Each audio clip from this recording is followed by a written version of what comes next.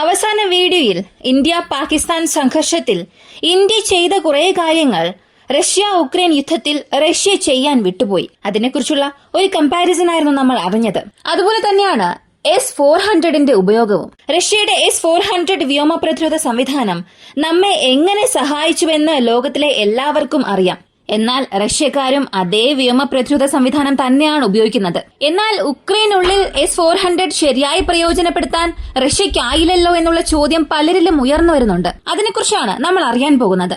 റഷ്യക്കാരെയും ഇന്ത്യക്കാരെയും ഒരേ വേദിയിൽ വ്യത്യസ്തരാക്കിയത് എന്താണ്? ഈ വീഡിയോയിലൂടെ വിശദമായി അറിയാം.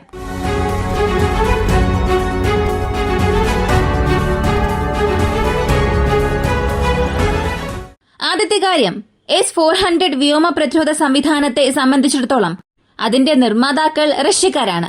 അവരുടെ പക്കൽ നിന്നാണ് നമ്മൾ ഈ സിസ്റ്റംസ് പണം കൊടുത്ത് വാങ്ങിയത്. ഇതിന് പുറകിൽ ടെക്നോളജി ട്രാൻസ്ഫർ അങ്ങനെ ഒന്നും തന്നെ ഇല്ലായിരുന്നു. നമ്മൾ ആ ഡിഫൻസ് പ്ലാറ്റ്ഫോം അതുപോലെ റഷ്യക്കാരിൽ നിന്നും വാങ്ങി. അങ്ങനെ റഷ്യ നിർമ്മിച്ച ഈ ഒരു വ്യോമ പ്രതിരോധ സംവിധാനം റഷ്യയുടെ വ്യോമാതിർത്തിയെ സംരക്ഷിക്കുന്നതിനു വേണ്ടി ആ ഒരു കൺട്രിയിൽ രൂപകൽപ്പന ചെയ്തതാണ് S-400. ഉദാഹരണത്തിന് ഒരു ടാങ്ക് എടുക്കുകയാണ്, അല്ലെങ്കിൽ സുഖോയ് Su-30ന്റെ ഡീൽ എടുത്താൽ അത് ഇന്ത്യൻ ആവശ്യങ്ങൾക്കനുസരിച്ച് പരിഷ്കരിച്ചതായിട്ടുണ്ടാകും. എന്നാൽ S-400ന്റെ കാര്യത്തിൽ അങ്ങനെ ഒന്നും തന്നെ ഇല്ല. ഇത് റഷ്യക്കാർ അവരുടേതായ രീതിയിൽ രൂപകൽപ്പന ചെയ്തു, അതങ്ങനെ ഇന്ത്യയിലേക്കും കൊണ്ടുവന്നു. എന്നാൽ ഈ ഒരു കോൺഫ്ലിക്റ്റിൽ പാകിസ്ഥാൻ അയച്ച എല്ലാ വിമാനങ്ങളെയും മിസൈലുകളെയും തടസ്സപ്പെടുത്തിയ S-400 എന്തുകൊണ്ട് റഷ്യയിൽ ഉക്രൈൻ വിക്ഷേപിച്ച മിസൈൽ ഡ്രോൺസിനെ ഒന്നും തടയാൻ സാധിച്ചില്ല? ഈ ഒരു ചോദ്യമാണ് ഉയർന്നു വരുന്നത്. ഇതിന്റെ ഉത്തരം റഷ്യ ഇതിനെ എങ്ങനെ ഉപയോഗിക്കുന്നു, ഇന്ത്യ ഇതിനെ എങ്ങനെ ഉപയോഗിക്കുന്നു എന്നതിനെ അടിസ്ഥാനമാക്കിയായിരിക്കും. നമ്മൾ ഇതിനകം ഇതിനെക്കുറിച്ച് ചർച്ച ചെയ്തിട്ടുണ്ട്. അവർ S-400നെ ഒരൊറ്റ യൂണിറ്റ് ആയിട്ടാണ് കണക്കാക്കുന്നത്. അതായത് ഈ S-400ന് ഒരു ലോഞ്ചർ ഉണ്ടാകും, ഒരു റഡാർ ഉണ്ടാകും, ഒരു ഫയർ കൺട്രോൾ സിസ്റ്റം എന്നിവയുണ്ട്. ഈ മൂന്നും ഒരു സ്ഥലത്ത് സ്ഥാപിച്ചിട്ടുണ്ടെങ്കിൽ ആ സ്ഥലം സംരക്ഷിക്കേണ്ടത് പൂർണ്ണമായും ആ പ്രത്യേക വ്യോമ പ്രതിരോധ സംവിധാനത്തിന്റെ ഉത്തരവാദിത്വമായിരിക്കും. ഇപ്പോൾ ഒരു ടാർഗറ്റ് ആ സ്ഥലത്തേക്ക് പ്രവേശിച്ചാൽ ആ ഒരു ടാർഗറ്റിനെ ട്രാക്ക് ചെയ്യേണ്ടത് S-400ലുള്ള റഡാറിന്റെ ഉത്തരവാദിത്വമായിരിക്കും. ആ ടാർഗറ്റിനെ തടസ്സപ്പെടുത്തേണ്ട ഉത്തരവാദിത്വം S-400ലെ ലോഞ്ചറിന്റേതായിരിക്കും. എന്നാൽ ഇങ്ങനെ ഒരേയൊരു യൂണിറ്റ് ഉപയോഗിക്കുന്നതിന് പകരം, അതിൽ എല്ലാ ജോലിയും നൽകുന്നതിന് പകരം സെർച്ച് ട്രാക്കിങ്ങിന് വേണ്ടി മറ്റേതെങ്കിലും പ്ലാറ്റ്ഫോം, ഇവാക്സ് പ്ലാറ്റ്ഫോം, അല്ലെങ്കിൽ മുകളിൽ പറന്നുകൊണ്ടിരിക്കുന്ന ഫൈറ്റർ ജെറ്റ്സിന് ഉപയോഗിക്കാം. അതിൽ നിന്നും ലഭിക്കുന്ന ഡാറ്റ വഴി, ഡേറ്റ ലിങ്ക് ഉപയോഗിച്ച് S-400ൽ ടാർഗറ്റിംഗ് ഡീറ്റെയിൽസ് ഫീഡ് ചെയ്താൽ വീണ്ടും ബെറ്ററായി S-400 പെർഫോം ചെയ്യും. ഇതാണ് റഷ്യക്കാർ ഉക്രൈൻ ബാറ്റിൽ ഫീൽഡിൽ ചെയ്യാൻ വിട്ടുപോയത്. ഇക്കാരണത്താൽ ഉക്രൈൻകാർ പലപ്പോഴും S-400നെ പല തവണ ആംബുഷ് ചെയ്തു. വ്യോമ പ്രതിരോധ സംവിധാനത്തിൽ ആംബുഷ് എന്ന വാക്കിന്റെ അർത്ഥം വിശദീകരിക്കണമെങ്കിൽ ഈ വ്യോമ പ്രതിരോധ സംവിധാനത്തിൽ ഒന്നിലധികം ലോഞ്ചറുകൾ ഉണ്ടാകും. ഒരു ലോഞ്ചറിൽ 4 മിസൈൽസ് ഉണ്ടാകും. ഉദാഹരണത്തിന് S-400 ഒരു പ്രത്യേക സ്ഥലത്ത് സ്ഥാപിച്ചിട്ടുണ്ടെങ്കിൽ ആ S-400ൽ 4 ലോഞ്ചർ ഉണ്ടെന്ന് ചിന്തിക്കുക. അപ്പോ 4x4 16 മിസൈൽസ് ആണ് ആ S-400 ആ ഒരു പ്രദേശത്തെ സംരക്ഷിക്കാനായി സൂക്ഷിച്ചിരിക്കുന്നത്. ഈ സമയത്താണ് ഉക്രൈൻ തിരിച്ചറിയുന്നത് ആ സ്ഥലത്ത് ഒരു പ്രത്യേക അടിസ്ഥാന സൗകര്യമുണ്ട്, അല്ലെങ്കിൽ ഒരു റൺവേ ഉണ്ട്, ഒരു ഹൈക്കമാൻഡ് അവിടെ ഉണ്ടെന്നുള്ളത് മനസ്സിലാക്കി ആ 16 ഇന്റർസെപ്റ്റർ മിസൈൽസിനെയും സാച്ചുറേറ്റ് ചെയ്യുന്ന രീതിയിൽ ഉക്രൈൻ മൾട്ടിപ്പിൾ മിസൈൽസ് അയക്കും. ഉദാഹരണത്തിന് ATACMS എന്നത് അമേരിക്കയുടെ ഒരു ഇന്ത്യൻ പിനാക്ക വേരിയന്റ് എന്ന് പറയാം. നമ്മൾ പിനാക്ക എങ്ങനെയാണോ ഉപയോഗിക്കുന്നത് അതുപോലെയാണ് അമേരിക്ക ATACMS ഉപയോഗിക്കുന്നത്. എന്നാൽ പിനാക്കയുമായി കമ്പയർ ചെയ്യുമ്പോൾ ATACMS ലോങ്ങർ റേഞ്ചർ ഉണ്ടാകും, more superior warheads and missiles ഉണ്ടാകും. അങ്ങനെ ഉക്രൈൻ ഈ ATACMS വ്യക്തമായി ആ ഒരു പ്രദേശത്തെ നോക്കി പൊസിഷൻ ചെയ്യും. അവിടെയുള്ള ഇന്റർസെപ്റ്റർ മിസൈലുകളെക്കാട്ടിലും കൂടുതൽ ATACMS മിസൈൽസ് അയക്കും. 16 ഇന്റർസെപ്റ്റർ മിസൈലുകളാണ് ഉള്ളതെങ്കിൽ 18 ATACMSന് അയക്കും. ഇങ്ങനെ ചെയ്യുമ്പോൾ S-400 ബാറ്ററി അതിന്റെ പക്കലുള്ള എല്ലാ ഇന്റർസെപ്റ്റേഴ്സ് ഉപയോഗിച്ചാലും ശേഷിക്കുന്ന 2 മിസൈൽസിന് അവരെ കൊണ്ട് തടയാൻ സാധിക്കില്ല. കാരണം S-400നെ കോംപ്ലിമെന്റ് ചെയ്യാൻ മറ്റേതൊരു സിസ്റ്റവും അവിടെ ഇല്ല. ആ ഒരു പ്രദേശത്തെ സംരക്ഷിക്കണം എന്നത് ആ S-400ന്റെ മാത്രം ജോലിയാണ്. ഇതുകൊണ്ടാണ് ഉക്രൈൻ വളരെ എളുപ്പത്തിൽ S-400നെ ആംബുഷ് ചെയ്തുകൊണ്ടിരിക്കുന്നത്. മറുവശത്ത് ഉക്രൈൻ ഉപയോഗിക്കുന്ന സ്റ്റെൽത്തിയായ മിസൈൽസ് ആണ്. ഉദാഹരണത്തിന് സ്റ്റോം ഷാഡോ മിസൈൽസ്. ഈ സ്റ്റോം ഷാഡോ മിസൈൽസ് ഇന്റർസെപ്റ്റ് ചെയ്യുക എന്നത് വലിയ കാര്യമൊന്നും അല്ല. എന്തിന്, റഷ്യയുടെ പങ്ഷീർ എയർ ഡിഫൻസ് സിസ്റ്റം തന്നെ സ്റ്റോം ഷാഡോ ഇന്റർസെപ്റ്റ് ചെയ്തു. എന്നാൽ ഈ സ്റ്റോം ഷാഡോ ലോഞ്ച് ചെയ്യുന്ന രീതി, അത് ട്രാവൽ ചെയ്യുന്ന പാത, അതും ലോ ആൾട്ടിറ്റ്യൂഡിലായിരിക്കും. അപ്പോൾ S-400 വ്യോമ പ്രതിരോധ സംവിധാനം ഒരു ഗ്രൗണ്ട് മൗണ്ടഡ് റഡാർ ആണ്. ഇത് നന്നായി മനസ്സിലാക്കുക. S-400 ഒരു ഗ്രൗണ്ട് മൗണ്ടഡ് റഡാർ ആണ്. ഈ ഗ്രൗണ്ട് മൗണ്ടഡ് റഡാറിനെ കൊണ്ട് ഒരു പ്രത്യേക ദൂരം വരെ മാത്രമേ എളുപ്പത്തിൽ ലോ ആൾട്ടിറ്റ്യൂഡ് വസ്തുക്കളെ ട്രാക്ക് ചെയ്യാൻ സാധിക്കൂ. കാരണം ഭൂമി എന്നത് വൃത്താകൃതിയിലാണ്.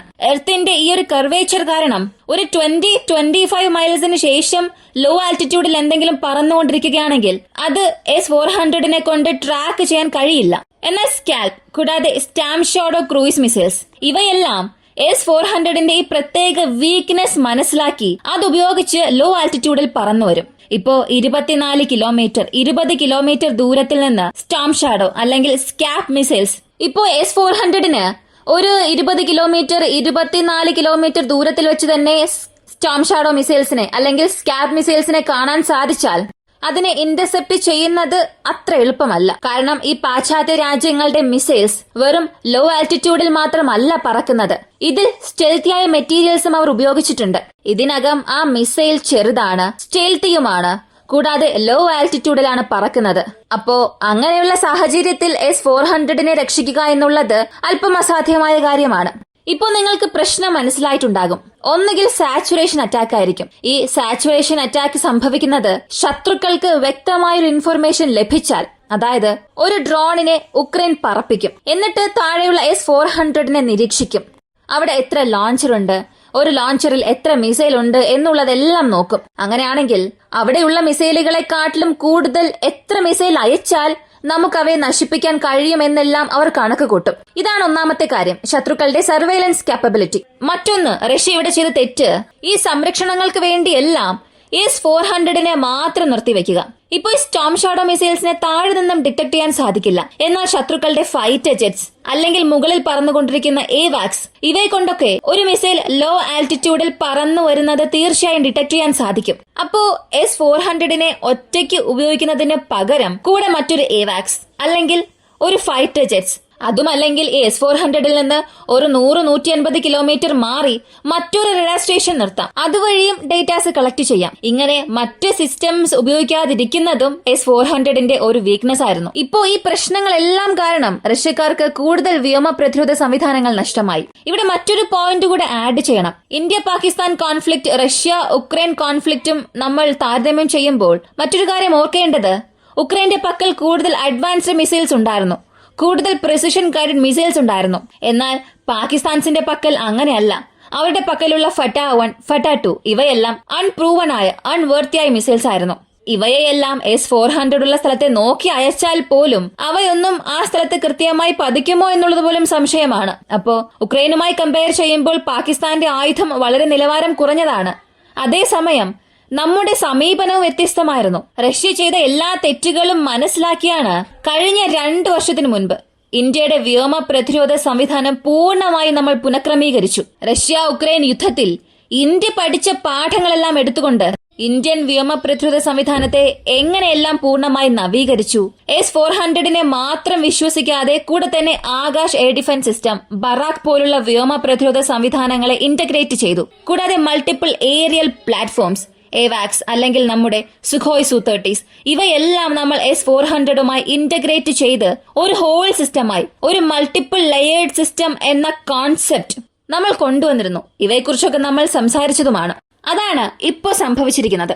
അപ്പോ ഇന്ത്യൻസായ നമ്മൾ ചെയ്തത്, ഈ കോൺഫ്ലിക്റ്റിൽ നമ്മൾ ചെയ്തത് മൾട്ടിപ്പിൾ പ്ലാറ്റ്ഫോംസ്, എല്ലാ സെർച്ച് ആൻഡ് ട്രാക്കിംഗ് റഡാർസിനെയും ഡേറ്റ ലിങ്ക് വഴി വ്യോമ പ്രതിരോധ സംവിധാനവുമായി ഇന്റഗ്രേറ്റ് ചെയ്തിട്ടുണ്ട്. അപ്പോ ലോ ഫ്ലൈയിങ് ടാർഗറ്റ്സിനെ വെറും S-400 റഡാർ മാത്രം സെർച്ച് ട്രാക്കിംഗ് ചെയ്യണമെന്ന ആവശ്യമില്ല.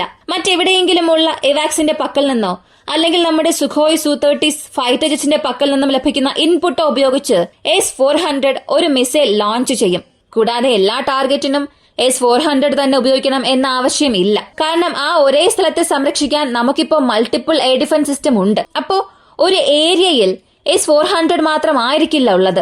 ആകാശ് എയർ ഡിഫൻസ് സിസ്റ്റം ഉണ്ടാകും, ബറാക്ക് ഹേറ്റ് ഉണ്ടാകും. ആ ഒരു ഏരിയയുടെ പ്രാധാന്യത്തെ അടിസ്ഥാനമാക്കി ഇവ മാറിക്കൊണ്ടിരിക്കും. ഇവയ്ക്കെല്ലാം അപ്പുറം ചെറിയ ചെറിയ ഡ്രോൺസിനെ ഹാൻഡിൽ ചെയ്യുന്നതിന് L-70 ഗൺസ് ഉണ്ട്, അതായത് ആന്റി എയർക്രാഫ്റ്റ് ഗൺസ് ഉണ്ട്. അപ്പോ S-400 എന്നത് അടിസ്ഥാനപരമായി നോക്കിയാൽ വലിയ വലിയ ടാർഗറ്റ്സിനെ ലക്ഷ്യം വയ്ക്കാനാണ്.